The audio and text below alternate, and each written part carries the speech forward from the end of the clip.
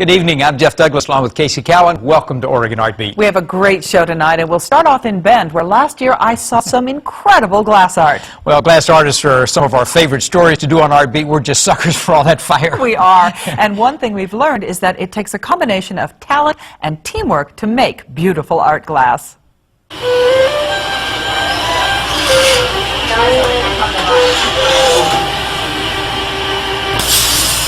Creating art is often a very solitary pursuit, the artist and the canvas or the clay. Glass work, on the other hand, is often a team sport, and in some cases it resembles a bit of a dance, as players maneuver skillfully and gracefully around each other with a common goal, creating beautiful works of art.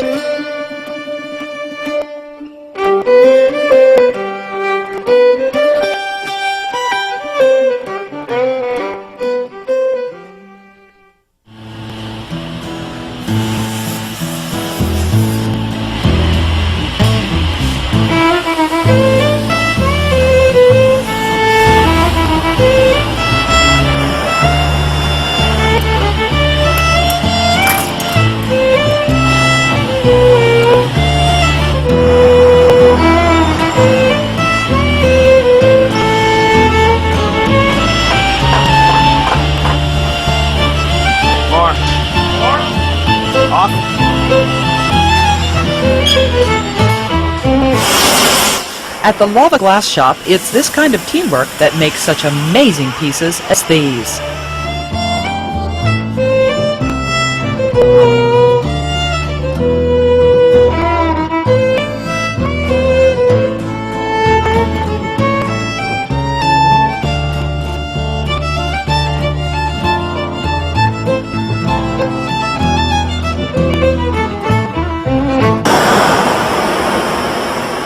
But while it's sometimes a group of 4 or 5, often it's just 2, Jeff and Heather Thompson. Let's do it. Husband and wife, they've been creating glass together since shortly after they got married. I've been blowing glass for a couple of years, and then Heather and I met one summer when she was traveling out here from Florida. And we'd been married for a couple of years, and Heather was pushing me to go further and further with glass, and there was a commission available for the float find in Lincoln City. And I said, gosh, I can't make all those floats by myself. And she volunteered to help. And doing the floats was also very helpful in building our skill and our ability. You know, 100 bubbles blowing and coloring, you can learn what colors go together and which don't. And it was a really good learning process for me and for Jeff to work together. After 3 years of making the floats, they built their own studio. Open. And that's where Jeff's background really came in handy. You see, Jeff's first career choice was engineering. I was taking all the calculus and physics and science courses and was very interested in the drafting and architecture and was ready to do aerospace engineering or something really dynamic like that. And the creativity kind of took over, and it's fortunate that I have such a diverse background because the glass blowing requires that I draft plans to submit to the fabricators, and I have to work the chemistry formulas for the glass batch and the formulation. Then I do the metal fabrication myself, and we do a little carpentry and the electrical, and a lot of skills come into play on actually operating a full hot shop. So the engineering skills come in handy, but it's the artistic skill that Jeff truly has in abundance. Like these solid glass totems, Jeff pulls and cuts and shapes the lump of glass into heads he'll later stack into amazing totems. I was really inspired by the Native American totem tradition and was really interested in part of what really amazes me about glass is the dichotomy. It's an ancient material, but it's been has a lot of very contemporary applications. I like to take that old style and mix it with the new style of the glass. I think the totems work great for that. Okay. Or the kiln-formed pieces using a technique called live fusing. If that looks heavy, it's because it is. Jeff combines slices of blown glass and glass shards on what looks like a shovel and slowly shapes it with the heat from the glory hole and the torch. Most fusing just occurs in a kiln.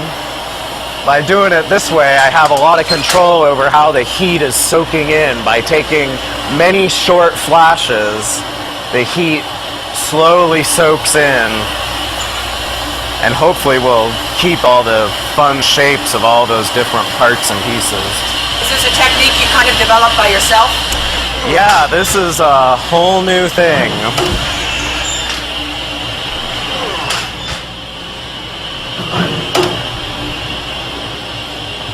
But again, Jeff stresses none of his art would be possible without the help of others. Oh yeah, that's the critical aspect.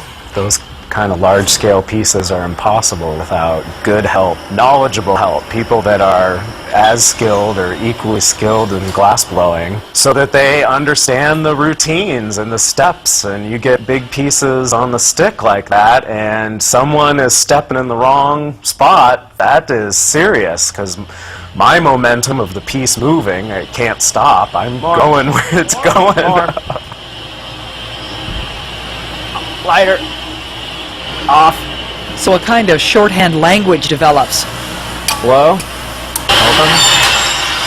One or two words that Jeff can call out that everyone understands.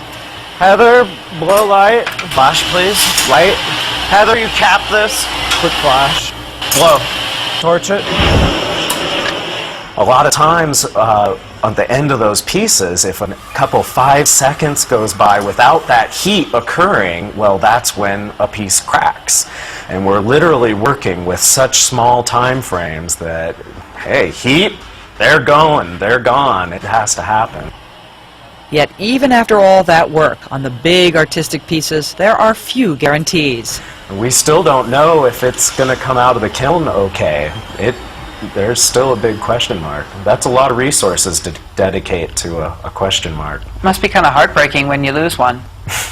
Yeah, but it's glass. That's part of what makes it beautiful, is that it is so delicate and so finite.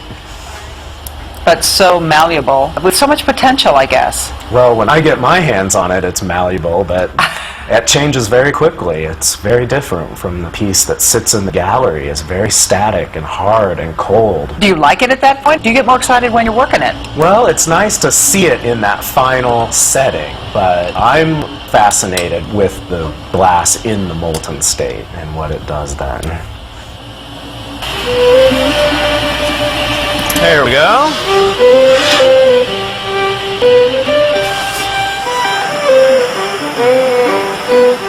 And so the dance with the glass continues, as does the partnership.